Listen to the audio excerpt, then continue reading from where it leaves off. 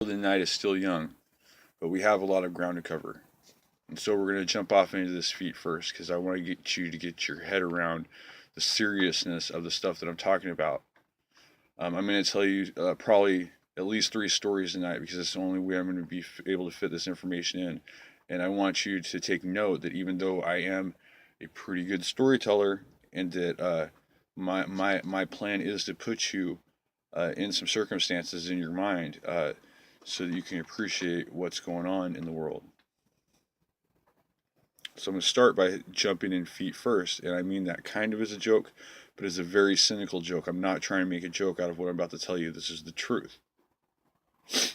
First thing, especially Catholics, when they think of Masons or Masonry or the Knights Templar, is they think of Friday the 13th, which is the day that's commonly known as a day that many of the Knights Templar in France were arrested and tortured and put to death eventually. And the first thing that I want to talk about in the spirit of bearing the silence, and so you can understand the gravity of the things that I'm going to be telling you, seriousness of them, I want to tell you about one of the torture methods that was used on the Knights Templar in order to get the confessions that they got in order to railroad them to the stake, so to speak. Specifically, they would suspend a person in the air, their arms over their head, their feet hanging, and their feet tied together, and they would douse their feet with olive oil and light them on fire. And they would burn their feet, with the ends tied very tight, with their ankles tied very tightly together with ropes. They would burn their feet until their feet were just bones. And they would crumble their bones of their feet into these bags. And they would hand this bag of this priest. Because that's what the Knights Templar were. They were priests. They were Cistercian priests. And I'm going to come back in a minute and tell you the first story that I ever heard about the Cistercians. But what they would do to these Cistercian priests in order to get the confessions that they got out of them, in order to have them burned at the stake for being heretics in France, and there's going to be another video tonight where I tell you why this happened, and that might piss you off a little more. But I want you to put yourself in the shoes because I'm going to tell you some of the things that these guys got fucking burned at the stake for. But I want to tell you why, or how, rather, that they got this confession.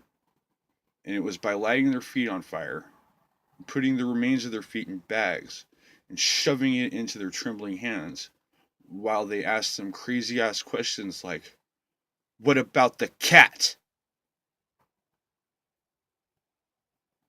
What the fuck? No, that's really what happened to a bunch of different fucking human beings that took oaths of obedience to God, and they were no less than the Secret Service for the Pope.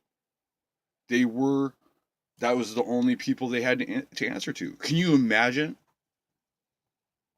a Secret Service agent being tied up and tortured to this effect and made to confess some shit and having some crazy French motherfucker screaming in your face, "What about the cat?"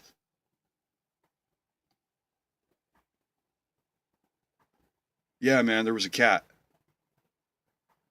I would break. I'm going to hit you guys in a few minutes with why this happened. What was the point of Philip the Fair having these priests, these Secret Service agents of the Pope, tortured into these confessions? And then after such a torture, you might as well burn me at the stake, bro. You burned my fucking feet off. Speculative masonry is serious shit, man. And burying the silence is serious shit. But at what point do you put the brakes on these Illuminati greedy motherfuckers? It should have been put on them back then.